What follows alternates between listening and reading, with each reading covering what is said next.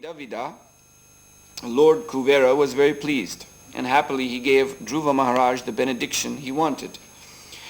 Thereafter he disappeared from Dhruva's presence, and Dhruva Maharaj returned to his capital city. Purport.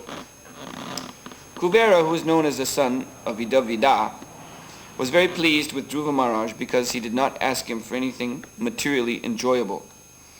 Kuvera is one of the demigods, so he may put forward the argument, why did Dhruva Maharaj take a benediction from a demigod? The answer is that for a Vaishnava, there is no objection to taking a benediction from a demigod if it is favorable for advancing Krishna consciousness. The gopis, for example, worshipped Katyayani, a demigoddess, but the only benediction they wanted from the goddess was to have Krishna as their husband. A Vaishnava is not interested in asking any benediction from the demigods, nor is he interested in asking benedictions from the Supreme Personality of Godhead. It is said in the Bhagavatam that liberation can be offered by the Supreme Person, but even if a pure devotee is offered liberation by the Supreme Lord, he refuses to accept it.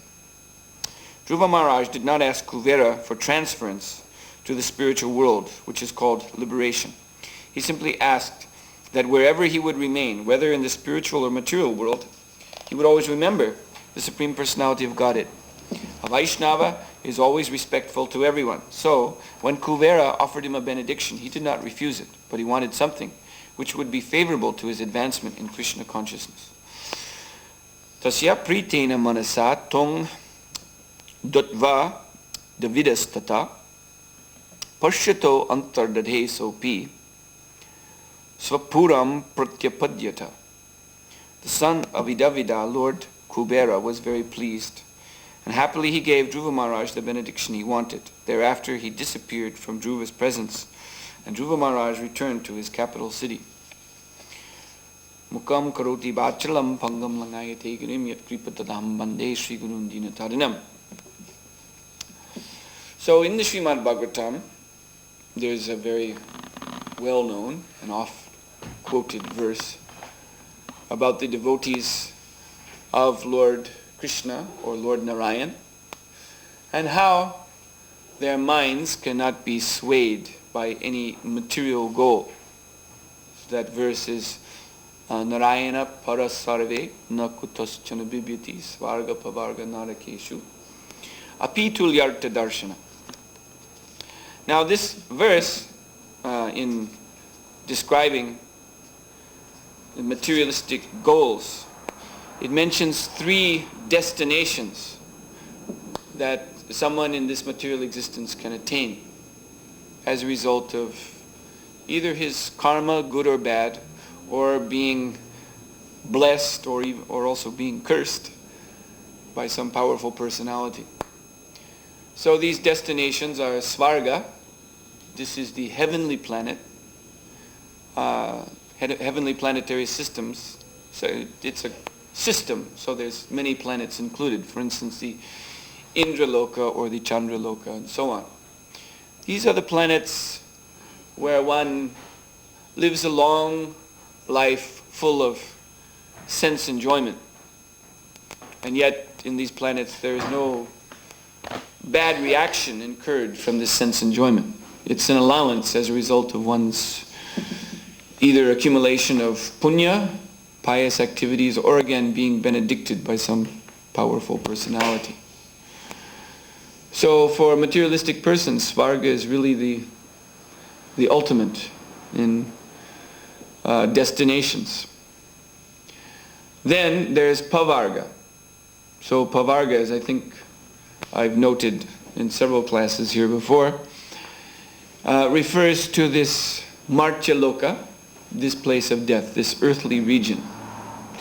And in Srila Prabhupada's purports, actually 2 purports, he explains this word Pavarga by dividing it up according to syllables and explaining how each syllable refers to some aspect of this troublesome material life. We don't need to explain that again. But anyway, it means hard work and frustration. Finally, death. This is the Martyaloka. And then Naraka. So Naraka is the hellish region. Nobody wants to go there, but of course many are going there anyway. Again, as a result of their sinful activities. Vikarma degrades the soul. And also one may be cursed to enter the hellish planet. So these are the goals or the destinations that are available for conditioned living entities who are interested in sense gratification.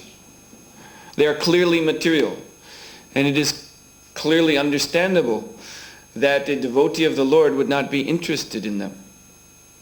But the point is made in this purport that Dhruva Maharaj was also not interested in liberation. Technical difficulties. Someday we will be liberated from them too. So, yes, the pure devotee is also, perhaps surprisingly, perhaps it seems surprising to us, he's also not interested in liberation from this material existence.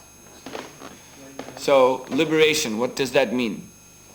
There are 5 kinds. So, there is the Sayujya on the lowest level. Sayujya means merging into the existence of the Lord, into his transcendental effulgence, known as Brahma Jyoti. Then above that, of course, Sayujya is not actually aspired for by Vaishnavas, because in this merged condition, there is no possibility of having a personal relationship with Krishna or his expanded Vishnu Tattva forms. And this is, of course, what distinguishes a Vaishnava from the impersonalists. Prabhupada says the Vaishnavas are known as Premanandis. They enjoy prema, love, loving exchange with the personal form of the Lord. And the impersonalists are called Brahmanandis. They enjoy merging into Brahman. So, Sayujya Mukti is for the Brahmanandis. Then, the Premanandis attain 4 higher kinds of liberation, beginning with Salokya, to attain the planet of the Lord, or Sarupya, attain the same form as the Lord, or Samipya, to enter the company of the Lord, and Sarishti, to attain the same opulence as the Lord. So these 5 kinds of liberation are available to those who either practice the rigid austerities of the Gyan Yoga system, or to those, the 4 Vaishnava kinds of liberation, are available to those who practice Vaidhi Bhakti, and they attain Vaikuntha Loka. So then one may ask, well, why doesn't a pure devotee aspire even for these 4 kinds of Vaishnava liberation? So the reason is, pure devotees, they follow the teachings of the Srimad Bhagavatam. The Srimad Bhagavatam, Lord Chaitanya explained, is the Amala Purana. It is spotless. There is not even the slightest trace, what to speak of any material, gross material type, or even subtle material contamination, which may bring one to take birth here again in this universe, somewhere, Svarga, Pavarga, Naraga. That's certainly not there. But even the touch of liberation, aspiration for liberation, that is also not there. So Bhagavatam defines liberation in another way besides these 5. The Bhagavatam definition of liberation is Muktir Hitvanyata Rupam Svarupena Vyavashtiti. So this line is also mentioned twice in Srila Prabhupada's Bhagavad Gita in the purports. So obviously we can understand this must be very important for us to know if Prabhupada is taking such great pains to impress this upon us. So this couplet means that real mukti is to regain one's constitutional position as a servant. Or in another way of putting it, Prabhupada also says, to recover one's original consciousness. To revive one's original consciousness. So this liberation then is defined in a completely functional way. It is simply the original function of the soul. So once that original function of bhakti is attained, then liberation is automatically included. The purport of this verse from Bhagavatam is that one should not make liberation the goal. Rather, one should make the revival of one's constitutional position as servant of Krishna. That should be his goal. And then liberation, that's automatically included. So this constitutional position of service, actually, that is our eternal nature. In Chaitanya Charitamrita, it is explained, Nityasiddha Krishna Prema Sadhyo Kabunai Shravanadi Shuddhachitti Koraya Uday. That in our heart of hearts, we are all Nityasiddha Krishna Premis. Nityasiddha means eternally liberated. Krishna Premi means, of course, lover of Krishna. That is actually our identity right now. And it doesn't just mean the identity of the devotees who are sitting in this room, but it means the identity of all the crazy beings wandering around in Copenhagen right now. And everywhere else on this planet, on the earth, in the air, in the seas, wherever they may be. All the living entities throughout the whole universe are actually, in their heart of hearts, Nityasiddha Krishna Premis, eternally liberated lovers of Krishna. But as so many other verses explain, they have forgotten that. Due to having entered the diseased atmosphere of materialism, as we may know, even from experience. When one is suffering from a disease, especially some kind of fever, or one incurs some other great shock, terrible accident or something like that, then this can distort our consciousness, so that we may even have amnesia. We forget who we are, or we become overwhelmed by some hallucination, illusion, and we may even assume some other identity. We may think we're somebody else. So we may think that that is our natural state.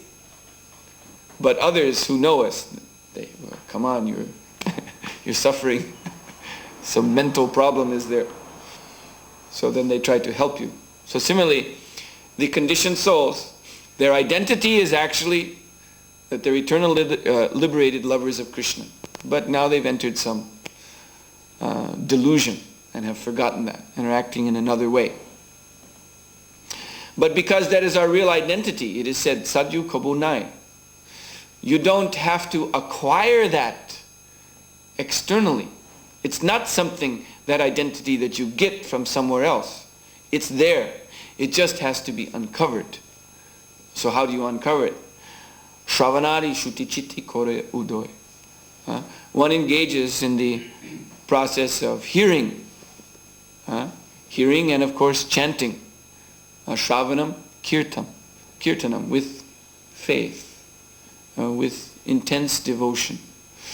And then the identity gradually becomes revealed in the natural course.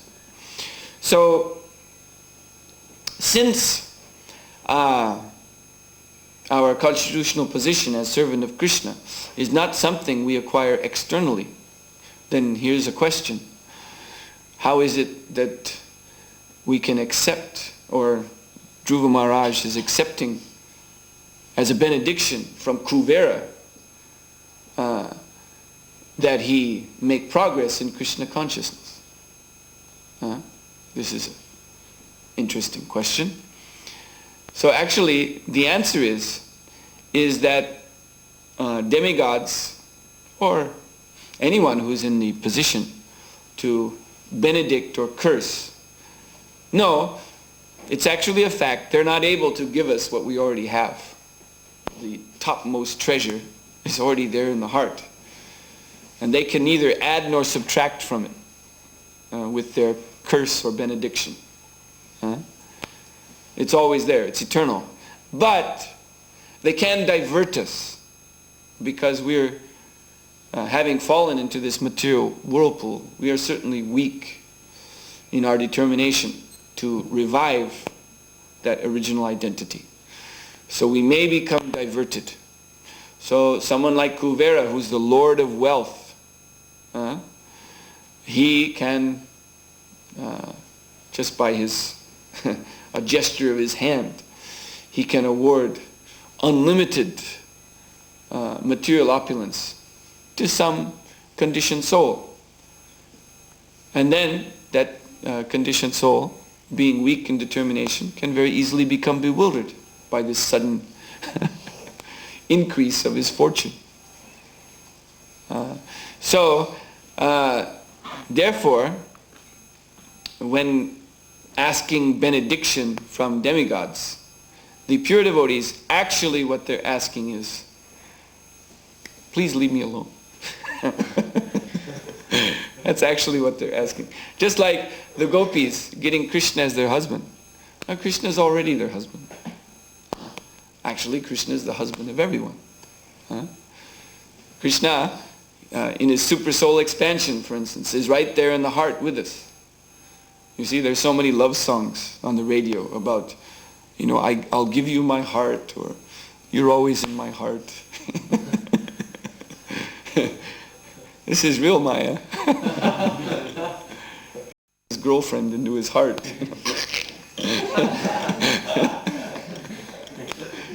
And similarly, the girl's not going to get him. He's not going to fit in there. But our real beloved and lover is already there in the heart, in his super soul expansion. And he's there because he loves us so much. We've forgotten him. But he doesn't forget us. So he's there. So he's already the husband of everyone. So how will Goddess Durga, Katyani, establish that relationship with the gopis? As a matter of fact, the gopis, they are conscious of that relationship. They just want it to be confirmed that Krishna will accept them. They're already thinking of Krishna as their only beloved. So they're on the topmost platform. So how will Goddess Durga, who's in charge of supervision of the material energy, in any way enhance this relationship that's already there? So actually, what the gopis are praying for is just leave us alone. Ordinarily, in India at least, the young girls, when they reach marriageable age, 10, 11, 12, like that, they will do some worship to Lord Shiva or Goddess Durga, praying for some husband. And of course, the husband that they're desiring is some material entity, as Rukmini Devi describes so nicely. We don't have to repeat that. You've all read it. So that's what they get in the result for their prayers. And that is, of course, Maya. Then they become attached to this shadow reflection of Purusha, of the man. The real man, the real Purusha, the real male is only Krishna, Purushottam. But they become entangled with the shadow in this material world. And thus, conditioned life goes on. The wheel of samsara turns. But the gopis are actually, they're praying, don't send us such a conglomeration of bones and stool and blood. We don't want that. We only want Krishna. So if you kindly just don't disturb our relationship with Krishna, then we will be very happy. So this is actually the meaning when a Vaishnava prays for benediction, not to be diverted. So,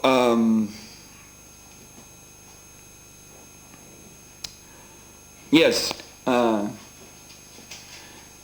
actually we see that also. We see that very clearly with Chaitanya Mahaprabhu. There's one pastime in which a Brahmins are also empowered to give benediction or curse. A Brahmin wanted to enter the kirtan hall and see the performance of Lord Chaitanya and his devotees, but he was prevented.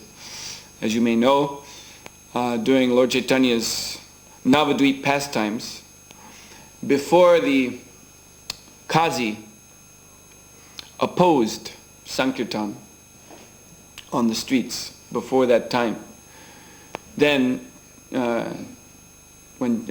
that's when Lord Chaitanya, he brought the Sankirtan movement out and brought it among the multitudes.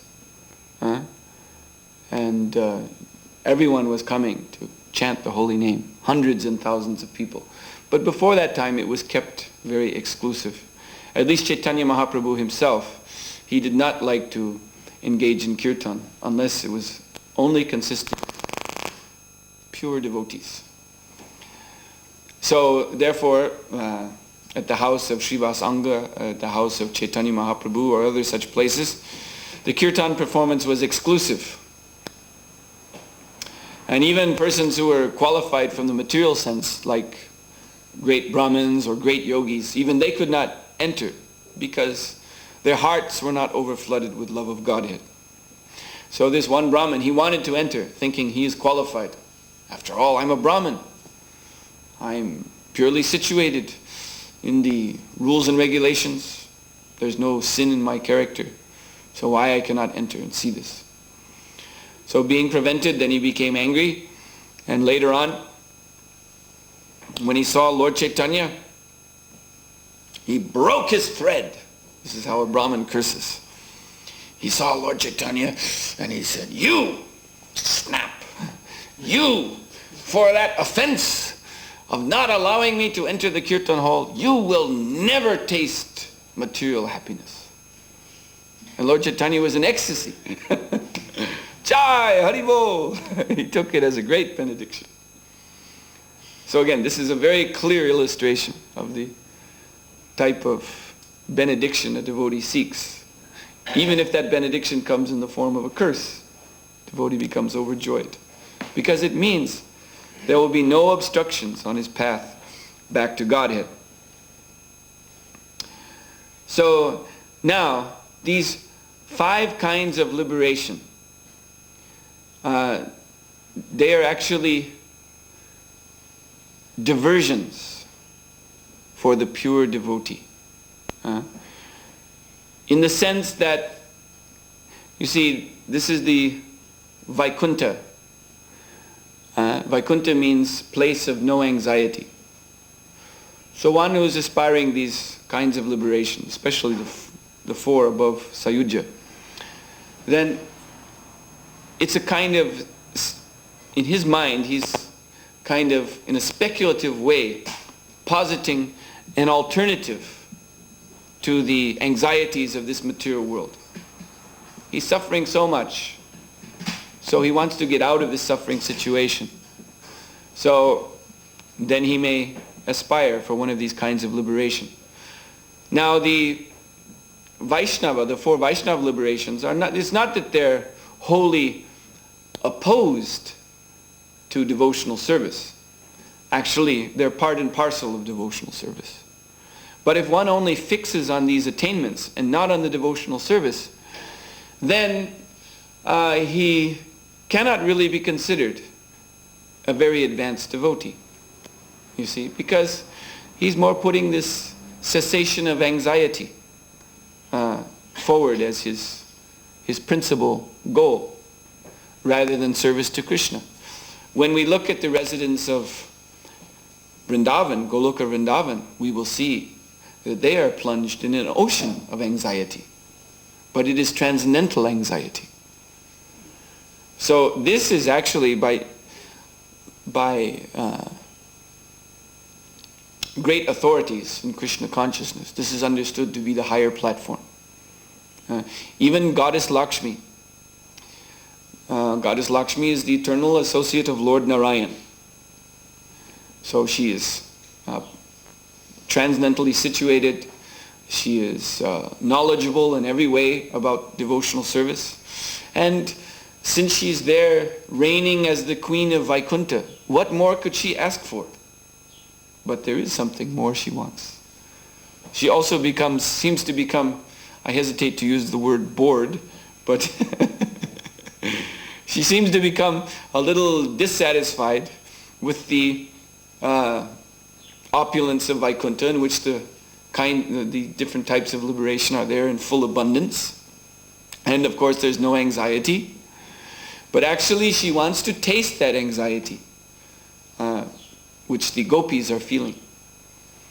So she assumes form, Vairagya Lakshmi. She performs austerities. There's one temple in Vrindavan where there's a deity of Lakshmi Devi engaged in austerities. So she is performing great, severe austerities in order to attain the position of a gopi. Now, of course, Lakshmi Devi, she is being an expansion ultimately of Radharani. So that is the essence of her identity anyway. But Radharani, the Lord's internal potency, she accompanies the Lord wherever he goes. So when he makes his expansions into Vaikuntha as Narayan, then in that form, Lakshmi, Radharani, goes with him. So that is actually her constitutional position, to be with the Lord in that way. But she has some remembrance of her original state, and so she desires to attain that state again. So therefore she's performing these austerities. So we can just look at that, and it's a very clear lesson that simply to attain these kinds of liberation, that's not enough to satisfy one who is very serious about Krishna consciousness. So that realm of Golok, that is the topmost goal of the learned transcendentalists. And as we know, in Golok, then the devotees there burning with anxiety to serve Krishna. And Sri Chaitanya Mahaprabhu taught that the topmost anxiety is vipralamba, the anxiety of separation from Krishna. Actually, that's more relishable than being with Krishna. There's two kinds of association. Association in direct company, direct personal company, called sambhoga. And then there's association and separation, in which one is yearning to be with Krishna. This is vipralamba. And as we know, Srila Gaurkishore Das Babaji, he is the personification of this vipralamba ecstasy. Vipralamba sambodhe parambojayate namaha. We pray to Gaurkishore Das Babaji. So Chaitanya Mahaprabhu, in his Shikshashtakam prayers, we find he's expressing this mood. When he says, Yugayatam nimetena chakshusha pravishayatam shunyayatam jagat sarvam govinda virahena me. Oh my dear Lord, feeling your separation, I am considering a moment to be as long as a yuga. And I cannot see because my eyes are flooded with tears. And I am feeling this world to be shunya, to be void, devoid of any meaning. So Chaitanya Mahaprabhu, he pointed to this vipralamba as the highest state of Krishna consciousness.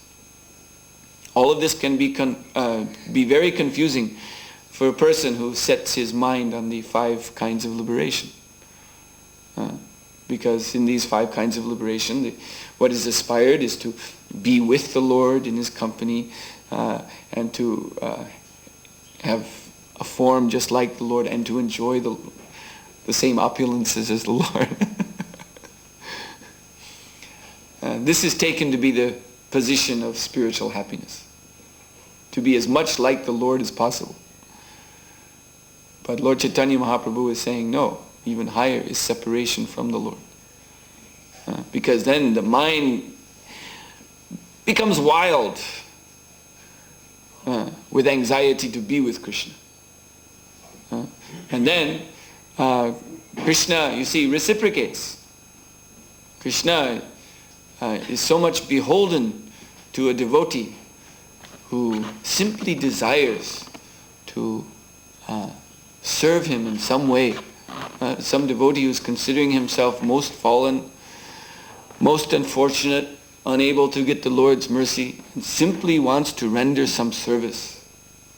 So Krishna, just as the devotee is intensely desiring to be with Krishna to render service, so Krishna is just or even more intensely desiring to be with that devotee. So the reciprocation becomes very, very, very sweet. So anyway, now, at this present time, in our practice of Krishna consciousness, we are probably not feeling such separation. And therefore, since this is largely inconceivable to us, then we may be thinking more, well, at least the 5 kinds of liberation, at least that I can understand. And I think I'd rather aspire for that. But actually what we should aspire for is purification. This is expressed by Lord Krishna in the 5th chapter of Bhagavad Gita, that verse, Kayena manasa buddhya kevaler indriya api. What is that? Yoginam, yes. Yoginam karma kurvanti. Tyaktva sanga tyaktvatma shuddhai. Yes, that's the verse. So there, Krishna is saying that the yogi, meaning the bhakti yogi, the yogi aspires only to work. Karma kurvanti. That means he aspires for activity, for work. But what is the nature of that work? Kaina manasa buddhya kevalaya indriya api. He works with his body, his mind, his intelligence, and his senses to, on the one side, sanga tyaktva. Sanga tyaktva means to give up the contamination of material life. Sanga means to associate with material objects. Beginning, of course, with the impure mind, senses, and so on. Jeto vishaya pungsam sangat teshu pajayate. So the mind contemplates objects of sense gratification. In this way, we begin to associate with them. The word sangha is used. And then from this association, then what comes next? Calm, lust. And thus one gets implicated in material life. So this is one thing. The yogi aspires to break that sangha, that association. And atma shuddhe, on the other side, he's working for purification. So this is the process of Vaidhi Bhakti Yoga. And we should be in anxiety to advance in this. That we stay and we remain always engaged in the practice, sadhana bhakti, the practice of devotional service. You see, in the Vaidhi Bhakti stage, and even in the Raganuga Bhakti stage, which is more advanced, the process is called sadhana. It means practice. One is not directly serving Krishna as it is done in the spiritual world. That form of bhakti is called prema bhakti. But we're serving according to either in Vaidhi, rules and regulations, or in Raganuga, one is serving under the direction of the spiritual master so that he can engage his emotions, his purified emotions in Krishna's service. But it's practice. They have not yet attained the goal of complete Krishna consciousness. So we are engaged in practice of devotional service. And that practice has, as mentioned in Bhagavad Gita, two simultaneous goals: to get free of material contamination and to become purified.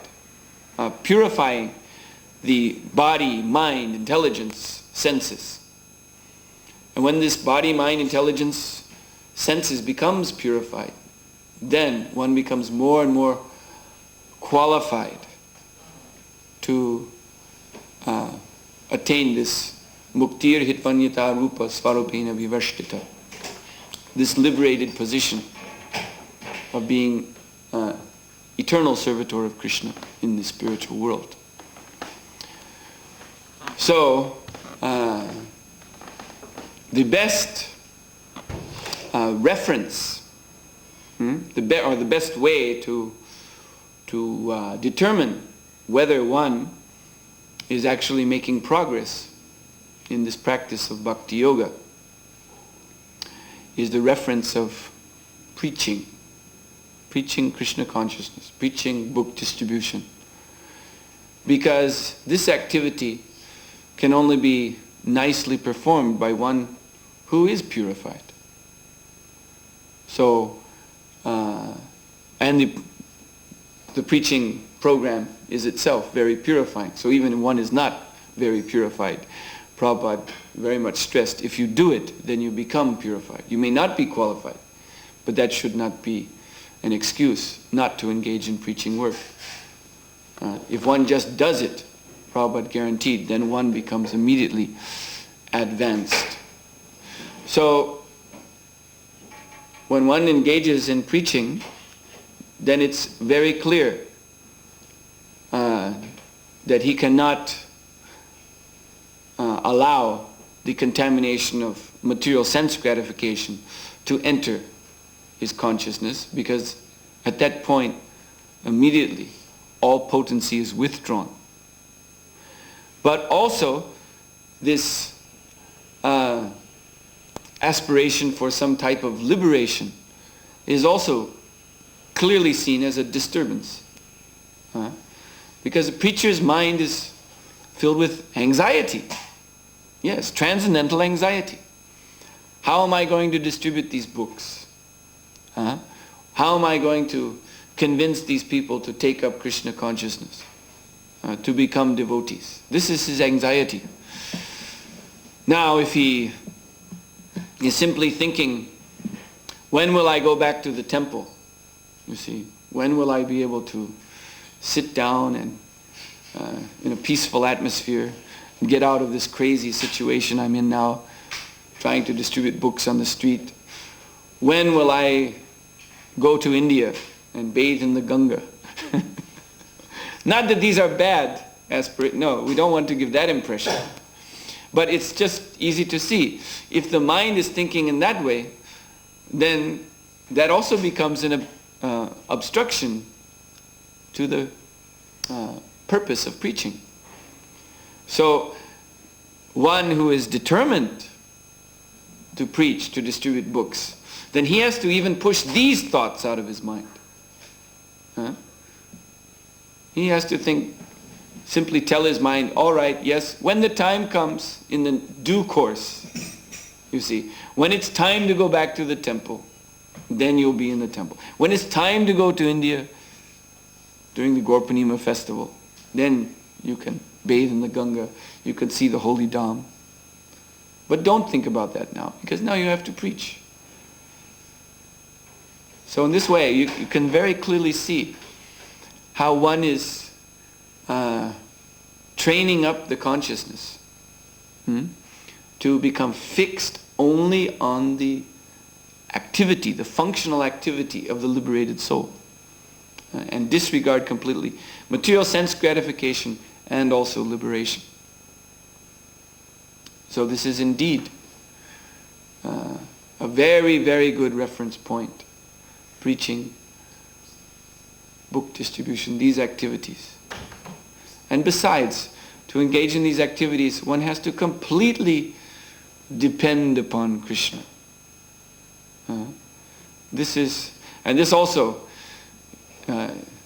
a kind of mood of separation, complete dependence upon the mercy of the Lord. Whether you show me your favor or not, here I am. Just like Dasavatar Prabhu was speaking last night about his experiences in East Germany, going there to preach. So, there you are in the middle of a strange place. You don't know anybody. You don't have any facility. You don't have anything. So you just have to depend on Krishna, go around, speak to people about Krishna consciousness, begin preaching, and then see what comes, what Krishna provides. And that's the best you can do. So this puts the devotee in a position of complete dependence, complete utter dependence. And he has to think about Krishna. He has to take mentally shelter of Krishna. And he just awaits obediently upon the Lord's mercy. Now this is the germ. This is most wonderful. This is actually, you could say, the germ or the seed of that which is expressed by Chaitanya Mahaprabhu in his last Shikshashtik verse, when he says, Ashli Shava Paradatam Panashtamam. This verse, you may embrace me in your arms, or you may trample me under your feet. In any case, you're the Lord of my life. So this is unconditional surrender. So a preacher, he has that opportunity to nurture that seed of unconditional surrender in his service. So, therefore, Chaitanya Mahaprabhu, he is actually presented to the world this Hari Nam Sankirtan program as the means by which even the most unqualified conditioned souls can attain that highest goal of Krishna consciousness. As it is said, the Ras Leela of Krishna and the gopis in Vrindavan is in every way duplicated in Navadvip Dham, in the Sankirtan party of Sri Chaitanya Mahaprabhu and his associates. It is actually the same ras, the same emotional state, the same state of pure devotion to Krishna. But in Navadvip, which is known as Audharya Dham, where the Lord's munificence, where his magnanimity upon his mercy upon the conditioned souls is displayed in unlimited fullness. So this same ras is presented in a way which is very accessible to anyone. Who would not take it? I once remember hearing a lecture by one of our old ISKCON sannyasis. This was years and years ago in India, perhaps my first visit to India when I was brahmachari. And in Calcutta temple, so in the evening, one sannyasi was giving Gita pravachan, and there were many Indian guests. So he was speaking about the process of Krishna consciousness, the Yuga Dharma of Sri Chaitanya Mahaprabhu, how Lord Chaitanya is inviting the whole world to chant Hare Krishna and go back to Krishna. One Indian man asked, Swamiji, you are telling that Krishna consciousness is open for everyone to take, but if that is true, then why it is so difficult? So Swamiji looked at this man and he said, is it difficult to chant? And then the man said, yes. Is it difficult to dance? Yes. Is it difficult to take prasada? Yes. So then Swami Maharaj said, you must be a crackpot.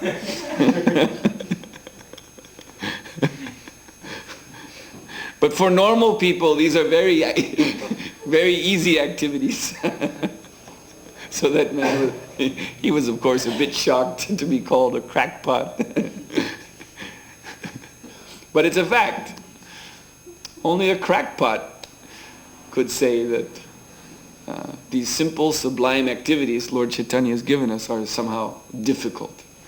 They're easy and natural. Prabhupada used to say, even a child can chant, even a dog can chant. That's been seen in ISKCON farm communities.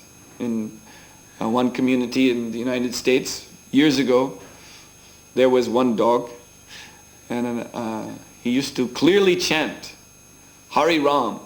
So he would make some sound, Hari Ram, Hari Ram. And he would always run into the kirtan whenever there was some procession outside. Then this dog would come and he would frolic along with the devotees in the kirtan and he would chant Hari Ram, Hari Ram. So if even a dog can chant, then why can't a human being chant? What is the problem? And so this Krishna consciousness program, Sankirtan movement, the congregational chanting of the Hare Krishna Mahamantra, and taking it forth among the populace and spreading it. This is such a simple, sublime method which brings one into the most confidential realm of Krishna consciousness.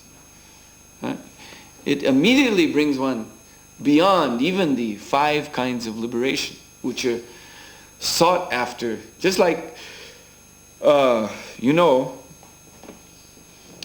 the 4 Vaishnava Sampradayas, where the classical Vedantic, Vaishnava Vedanta philosophy has been explained in so many ways, and these Vaishnava Sampradayas have defeated the Mayavadi philosophy and established great temples all over India. So these communities of Vaishnavas are very, very respectable. But even their ultimate aspiration, because they're all practicing Vaidhi Bhakti, so their ultimate aspiration is for the 4 kinds of Vaishnava liberation. So, as great as they are, you see, exalted Brahmins, just like still today in South India, Tamil Nadu, one can visit so many of these great Sri Vaishnava temples, huge, magnificent temples. And one sees the Sri Vaishnava Brahmins with their big tilak, their big bellies, doing so much elaborate puja, chanting so many mantras. It's very impressive when we visit. We always become very impressed with the Vaishnava rituals. And over in Udupi also, the Shtanam of Madhvacharya, the Madhva Brahmins, Vaishnava Brahmins are there, also engaged in Vaidhi Bhakti, worship of the deity according to Pancharatra. And when you go to Mayapur, you see this elephant procession. So with the special, the special things they do, and also the fireworks. So this is a duplication of what one sees in Udupi on Saturday night. They have this very similar elephant procession with the deities on the back of the elephant, fireworks display, chanting and drum beating and all of that. So it's impressive, and we in ISKCON, we like to borrow some of these rituals because they're very attractive to the common people. So these communities of Vaishnavas are certainly very respectable. But even they, by their Vaidhi Bhakti, are aiming at the 4 kinds of liberation. But Lord Chaitanya's Sankirtan party, the Sankirtan movement, carries one even beyond that, to the topmost platform of pure devotional service as explained in the Srimad Bhagavatam. So we should consider ourselves most fortunate to have somehow or other attained a position in Lord Chaitanya's Sankirtan movement, and the aspiration of our activities, the anxiety that we should have in the performance of our activities is simply that our devotional service steadily becomes more pure and we become more enthusiastic to engage in devotional service. Naturally, as we become more pure by engaging in devotional service, the enthusiasm in the heart increases. So we should have anxiety. We should not become diverted to some comfortable position, even a comfortable spiritual position. This is a diversion, an obstruction. Rather, we should have anxiety to become more purified and more enthusiastic. And let that anxiety, that it is known as lobha, greed, let it develop in the heart more and more and more. And it will carry one up. There is this ascending ladder of stages in devotional service. From Shraddha to Prema, 9-fold stages. So actually it's this anxiety that propels one upward. Just to explain briefly, in the Shraddha state, the state of faith, one sees the devotees or receives a book or has some kind of brief contact with the devotees and develops some faith. Here's the radio Krishna. He develops some faith. And then along with that faith, there may be, if he's fortunate, some anxiety. Well, I have to do something. Yes, this is very nice, so I have to do something. So then, sadhu sangha, then he naturally aspires to associate with the devotees. So he comes to the Sunday feast, and he develops relationships with the devotees, gets to know different devotees, hears what they have to say. And then this increases his anxiety. Well, then, they're so nice, they're so nicely advancing, such great souls, I must also take up this process. Then bhajana kriya. He takes up the practice of devotional service under direction of spiritual master. And then this leads to further anxiety. Anartha nibriti. That the heart must become purified.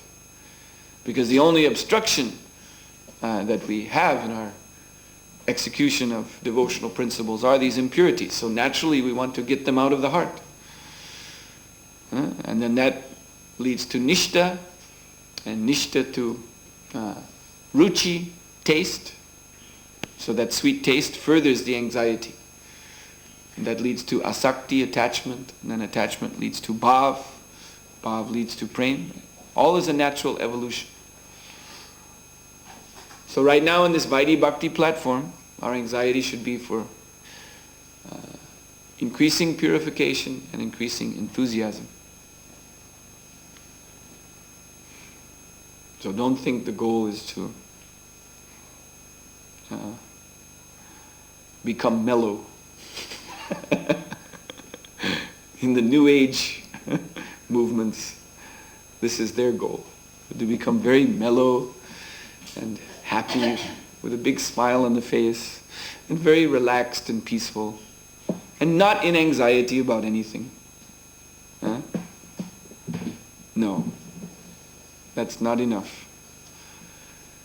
Not enough to actually satisfy who we really are. And who are we really? Nityasiddha Krishna Premi. That's who we really are. So it's 8:30, and we can stop here. Are there any questions, Janu Prabhu? Is it that the four sampradayas, they exemplify one of the liberations, one of the four Vaishnava liberations? They exemplify? I've never heard about anything like that. No. Do you have any source for thinking that way? Or no, because you said that these four sampradayas they attain these four liberations. So maybe they engage in Vaidhi Bhakti, and Vaidhi Bhakti